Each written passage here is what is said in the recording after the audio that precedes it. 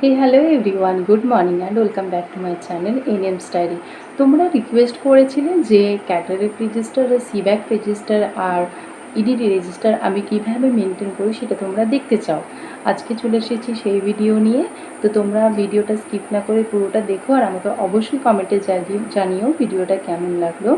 তো আমার এই তিনটে রেজিস্টার আমি কিভাবে মেনটেন করি আজকের ভিডিওতে পুরো ডিটেলসে তোমাদের দেখিয়ে দেবো।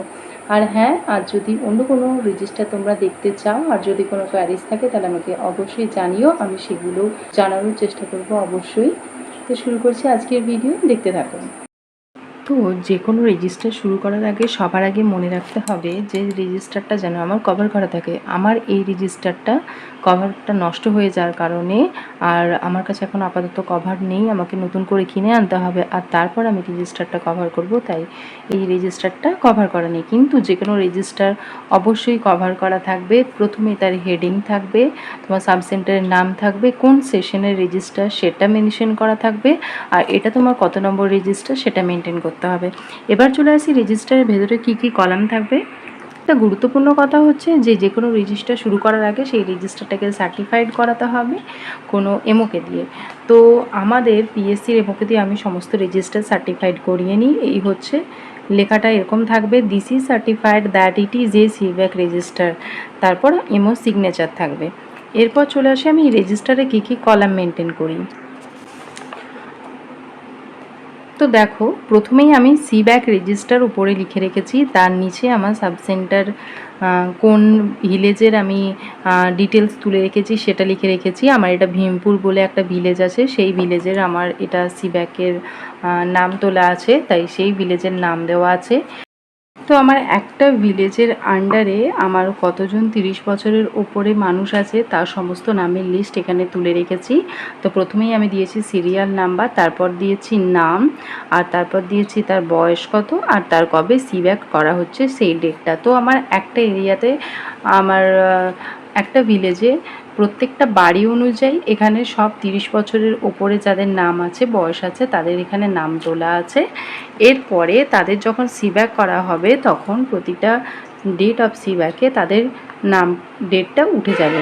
এর ফলে কি হবে না, আমি যখন বছরের শেষে সিব্যাকের যখন আমাকে টার্গেট ফিল আপ করতে হবে, আমি তখন বুঝতে পারবো যে আমার এই মানুষগুলোর এই ডেটে সিব্যাক হয়েছিল আর এদের এখনও বাকি আছে। আরেকটা সুবিধা হবে কি না, পরের বছর যখন সিব্যাক করা হবে তখন তার ডেটটা দেখে বোঝা যাবে যে এই মানুষটার 1 বছর কমপ্লিট হয়েছে সিব্যাকের, এই একটা সুবিধা হবে আমার।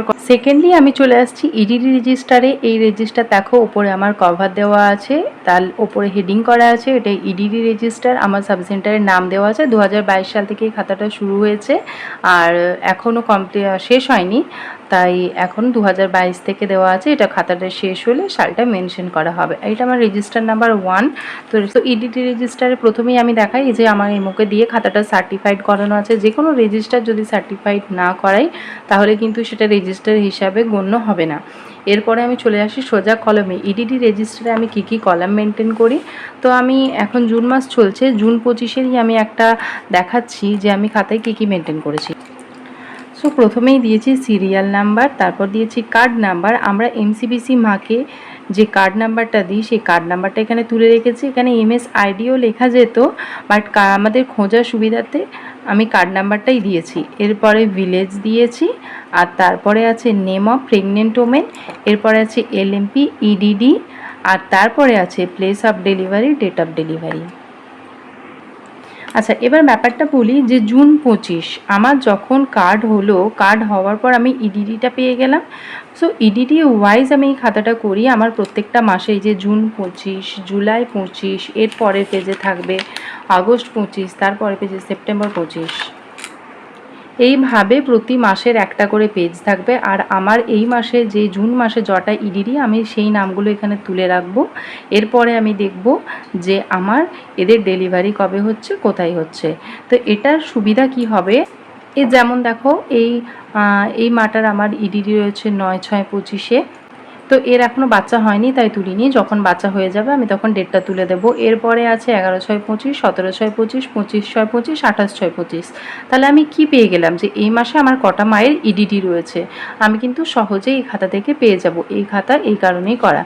তো ব্যাপারটা আশা করি বোঝা গেছে। আমি আরেকটু দেখিয়ে দিই, আমার আগের যে বাচ্চাগুলো হয়ে গেছে তাদের একটা পেজ আমি খুলে দেখিয়ে দিচ্ছি। আচ্ছা, এই যে দেখছি আমি ফেব্রুয়ারি 24-এ আমার যে কটা ইডিডি ছিল, ফেব্রুয়ারি মাসে আমার 5টা মায়ের ইডিডি ছিল এবং 5টাই বাচ্চা হয়ে গেছে। কোথায় হয়ে গেছে সেটা তুলে রেখেছি। এখানে যেমন সেম ওয়াইজ মার্চ মাসে আমার কটা মায়ের ইডিডি ছিল, কটা বাচ্চা হয়েছে আমি এখান থেকে পেয়ে গেলাম।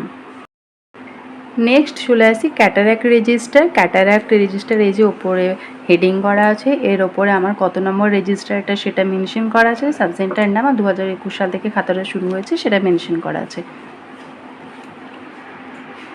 এরপরে দেখো আমার রেজিস্টার কিন্তু সার্টিফাইড করা আছে। এরপরে চলে আসছি মেন কলাম, যার প্রথমেই রয়েছে আমার কোন রেজিস্টার, ক্যাটারাক্ট রেজিস্টার, তার নাম মেনশন করা আছে, আমার সেশন মেনশন করা আছে, ডিস্ট্রিক্ট, তারপর সাবসেন্টারের নাম, এরপর চলে আসছে ব্লক, আর তারপর চলে আসছে ভিলেজ, আমি কোন ভিলেজের ডিটেলস তুলছি সেটা। এরপরে কলামে গিয়ে আছে সিরিয়াল নাম্বার। তো প্রথমে আমাকে সিরিয়াল নাম্বার দিতে হবে, তারপরে দিতে হবে নেম অফ দ্য পার্সন, আমি কোন পার্সনের নাম তুলছি সেটা দিতে হবে। তারপর আছে ডেট অফ ডিটেকশন, আমার কোন দিনে কোন ডেটে এই পেশেন্টটি ডিটেক্ট হলো।